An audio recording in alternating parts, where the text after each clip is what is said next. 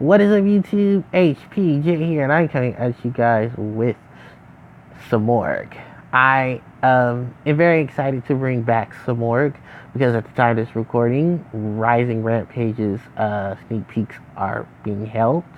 Of course, we have to talk about Simorgh, and we have to just talk about birds. We're gonna be bird talking. Of course, this is HPJ, and if it wasn't me talking about birds, what would we be talking about? Alright, I'm not going to stress it any longer. Let's go into the deck profile. So, I'm rocking out, of course, with the little guys, three copies of Simorgh, Bird of Beginnings, 3 copies of Simorgh, Bird of Summonings, 2 copies of Simorgh, Bird of Protection, 2 copies of Simorgh, Bird of Endings, 2 copies of Dark Simorgh, 2 copies of Darkness Simorgh, 2 copies of Simorgh, Bird of Anistry, 1 copy of Ryza, the Mega Monarch, and 3 copies of Ash Blossom, Joyous Springs. For the spells, I'm rocking out with 2 copies of Pot of Extravagance, 2 copies of Simorgh Rejection, 2 copies of Trading, 2 copies of Simorgh Arrival, 2 copies of Monarch Stormforged, and 2 copies of Ebolis Sacred Peaks of Simorgh. For the traps, of course, I am rocking 2 copies of Harpie's Featherstorm, 3 copies of Icarus Attack, 2 copies of Infinity Impervience, and 2 copies of Anti-Spell Fragrance. For the extra deck, I'm rocking 3 copies of Greatfly, 3 copies of Winnie the Wind Charmer Verdant, 3 copies of Harpie Conductor, 1 copy of Beryl Sword Dragon, 1 copy of Beryl Load Dragon, 1 copy of Dagusto Emerald, 1 copy of Lightning Shigori, 1 copy of Castell, and 1 copy of Ice Beast 05. So that's pretty much it for both the main and the extra deck. So let's talk about this as a whole. So, Simorgh, as we all know, just received new support within Rising Rampage, the latest TCG set in the second to last OCG deck setup, because I think there's a new set already out in the OCG. But Simorgh is now its own archetype. It has a ton of support, spells, traps, and monsters. The gimmick with Simorgh is to put all these giant birds on the field and have them either send stuff back to the deck or just negate and destroy it on its own. And another gimmick of this deck is to focus on tribute summoning for winged beast monsters, or being able to give them 1 less tribute of a monster that you can summon. It is bananas how this all works with itself. So I think one of the biggest upgrades, of course, is going from Dark Simorgh to Darkness Simorgh. I think in the TCG, the translated name is now Simorgh Bird of Darkness. And what it was just stupid, but you could just call it Darkness Simorgh. But anyway, Darkness Simorgh is one of the biggest heavy hitters. Of course, a lot of these monsters are going to be big heavy hits. So I decided to run 2 of them with the exception of Ryza. I think Ryza at 1 is perfectly fine. Maybe probably bump it up to 2. But the whole gimmick, of course, is to not only help Simorgh get to the field, but of course to lock our opponents out of their spells with Anti-Spell Fragrance and just have a lot of the big birds have their presence on the board. So Darkness Simorgh's ability is that if you tribute summon for a wind or dark monster while this card's in the graveyard in your hand, you can special summon this card. Its effects is that you can, when a spell, trap, or monster effect is activated, you can tribute 1 winged beast monster you control, negate the activation. If you do, destroy that card.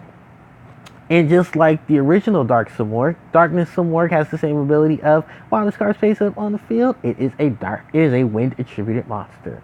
So you get the best of both worlds, a wind and a dark monster, all in one. That's also the gimmick, of course, of this card, Dark Simorgh. While this card's on the field, it is wind attribute, and of course, you can banish 1 dark and 1 wind monster from your graveyard, and special summon this big bird from your hand. If this card's in your graveyard, you can banish 1 wind and 1 dark monster from your graveyard to special summon it. No, from your hand, to special summon it from your graveyard. And then, while this card's on the field, your opponent cannot set any cards on the field. And of course, we all know the combination between Dark Simorgh and the Anti-Spell Fragrance. Anti-Spell Fragrance, while it's on the field, both players must set spell cards before activating them. It cannot activate them until the next turn after setting them. So in combination, of course, with this big bird itself, you're pretty much locking your opponent out of activating their spell cards. They can't play any traps. They can't play any of their spells unless the trap says you can play from your hand. But there's a rare occasion of that. and you're pretty much just, well, locking them out. I didn't want to go too far into anything really big or drastic with this deck because the big um, cases of it is that you want to summon these bigger birds, have these bigger birds be present on the board, and then taking stuff out. Now, with that said, let's talk about the one odd bird out in the Simorgh lineup, and that is Warbird of Protection. So what this card does is that when it's tributed, both players can tribute summon wind monsters with one less tribute while it's on the field. If you tribute summon this card using only wind monsters, you can return the 2 cards your opponent controls back to their hand. And it's treated as a normal monster while it's in your hand. I think this is honestly supposed to work with Wind Effigy and then Ancient Rules, the normal spell. That summons a level 5 or higher normal monster from your hand. But the thing about that is Wind Effigy only really works with normal monsters. There ain't that many. Which I can understand why they wanted to print some more and do with some more Warbird of Protection and get a lot off of it. But luckily enough, we got a field spell that does that now. So we don't have to waste a deck slot on Wind Effigy. Wind Effigy, if you're not too familiar with it, it's a little whirlwind with some feathers in it. And it says you contribute this card for 2 tributes that are required for the normal summon of a wind normal monster. Kind of like Dark Effigy and Light Effigy, how they work with normal monsters who are dark and light. It's kind of just the odd man out. There's not one for fire, and not one for water, and not one for earth. No, actually there is one for earth now, but I don't think there's one of the effigies for water or because I think, or fire. Yeah, I think fire and water are the ones that dodge the bullet. God. But yeah, earth, wind, dark, and light all got one. But Simorgh, for the most part, this is actually the highest effect monster in the deck. Or in general, this is the highest attack static wind monster within the main deck. Outside of, I think, nope, it even beats Warbird. No, doesn't Simorgh? Oh, they both tie. Warbird of Protection and Darkness Simorgh. They tie for 2,900 attack. This is the highest attack stat for any winged beast monster in the main deck. Main deck, not extra deck, not side deck. Main deck. I'm sorry, I worded it wrong. Not extra deck, main deck. Winged beast monster that has the highest stat attack. But yeah, it's real crazy to have that. And then of course Ryza's here because you tribute Ryza with one less tribute to tributes wind. If the tribute summon monster to the field, you target a card on the field in the graveyard and return those cards to hand. And if the tribute was wind, you can add an additional target on the field and then place those cards on top of the deck in any order because that's Ryza. So what Ryza does. I was gonna run Ryza the Storm Monarch, but I was like, nah, let's just run Ryza the Mega Monarch because it's bigger. It'll have one less tribute. You don't have to worry too much about it. I didn't want to run 2 Ryza. I thought that was kind of a little poppycock. Yeah, that's a new word. Look that up. To run multiple of them when I'm only really just doing return effects. I was at a point where I was like, I might end up dropping Ryza just for, but it's sorry about that. It's here, so I'm not too stressed about it. I think it's just one of those cards that a lot of people were saying, why don't we run Ryza and see how that works? And it doesn't work too bad, actually. It works relatively well. We'll move on to little guys now. Some more Warbird of Protection. This is just pretty much to help get rid of spells and traps on your opponent's side of the field. Doesn't matter if they're face up or face down, which is a good thing. It just returns them to hand. So it's not destroying them, it's returning them to hand. Also, all the level 4 or lower Simorgh monsters has this effect on them that if they're in the graveyard and your opponent controls no spells or traps, you can set some of these cards to the field, but they are banished when they leave the field. So there's something you have to watch out for. But I think honestly that's not too much of a problem because you're going to see when most of these are linked with them anyway. So no losses there. Simorgh, Bird of Endings. This is pretty much our Foolish Burial for any Simorgh card. And this really helps with Dark Simorgh and Darkness Simorgh because you can easily just put them in the graveyard. You can go on your effects normally on the field. And then when you tribute summon that wind monster or that dark monster, bam, you can just pop Darkness Simorgh out the graveyard. And you can easily just banish to summon this card while it's in the graveyard. And there's a lot of good effects there. We're going to rock out with triple Simorgh, Bird of Summoning. This gives you additional. This allows you to search your deck for a Simorgh card and add it to your hand.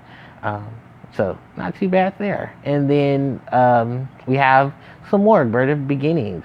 So when this card is normal summon, you can activate the effect that during your normal summon you can get additional normal summon of a Simorgh monster for the turn, in addition to your normal summoner set, which is amazing because then you combine it, of course, with your field spell and a lot of your other spell cards with Simorgh in its name. You're getting a lot of beneficial effects off of one less tribute required, so that you can pop one of these bigger birds onto the field and they can trigger their effects. It's a real good, crazy combination with them. The Ash Blossom and Joyous Springs happens to make her appearance in this deck just because, you know, a lot of decks tend to need to be stopped from adding cards from the hand, special summoning cards from the deck, or sending stuff to the graveyard. So at least you have your offense there. I'm actually really excited because also we just got the newer artwork for Ash Blossom and Joyous Springs, and it looks so cool. It looks a lot better than this. I'm sorry, I like the newer versions. Especially because I don't have to see Ash Blossom's big forehead anymore. At least they gave her a little more head to where she can cover it up. Anyways, let's talk about some more spells and go on to the spell cards. So, Ebolis, the Sacred Peaks of Simorgh, pretty much a field spell that gives 100 more additional attack than Harpie's Hunting Ground.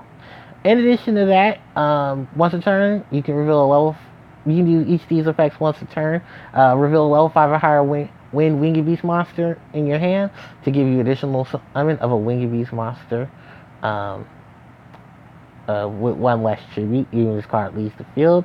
And if you control a Winged Beast immediately after this card effect resolve, you can normal summon a Winged Beast monster. So you get pretty much a normal summon and a normal summon one less tribute of a wind monster, which is great, because that helps tremendously.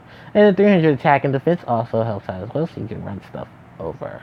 The reason why I'm running 2 is because, well, we can search for it, and then we can send the graveyard and then retreat. No, we can't retrieve anything from the graveyard. But I'll probably, sure enough, we'll get a Simorgh monster that can retrieve stuff from the graves. Give it some time. Simorgh's Arrival. Discard a Winged Beast monster, add 2 cards with Simorgh. 2 Simorgh monsters from your deck to your hand, but they cannot share the same attributes. Pretty much you want to get this Simorgh, or you want to get this Simorgh, and hopefully enough you can have this Simorgh in your hand to discard. The other effect of this card is that you can banish it from the grave to reveal a Winged Beast monster in your hand, and reduce the level of all monsters that share the same name as that by 1. So it allows you to pretty much just have an active summon of another Simorgh monster with some less tribute on it. Also helps with I forget what else it helps with, because I think all the monsters for the rest of the turn. Yeah, it also allows you to go into a lot of Link and Synchro play. Link and Exceed play, Synchro plays if you want to run some tuners in it. But yeah, it's just a really good, helpful setup for that reduced level, and then you can get your bigger birds back onto the field as well for the additional tribute summons. So yeah, and then Simorgh's Rejection. So this is pretty much the one-sided giant Trunade. Discard a Winged Beast, return all spell and trap cards your opponent controls back to their hand. You can discard this, you can banish this card just like Simorgh's Arrival to reduce the level of monsters in your hand with the same name as the one you revealed to the end of the turn. So you pretty much get a giant Trunade and another level cut on this. I'm only running 2 Pot of Extravagance because I'm also, in the same context, running 2 copies of Trade-In. Trade-In's helping out because Simorgh of Darkness Simorgh and Simorgh Burner Anistry happen to both be level 8, but you're primarily just using this on Darkness Simorgh, so it's the easy free draw out. And in Pot of Extravagance, I'm mainly running those multiple copies of Harpie, Conductor, Winnie, and Grateful Eye for the just in case. Because this card, you banish up to between 6 to 3 cards, or draw a card for every 3 cards that you're banishing, and then you can't draw any cards by card effects for the rest of the turn. So for the most part, if I'm using this card, I'm probably using this either after trading, or if I don't get in the trade-in, so I can at least get that additional draw off of it.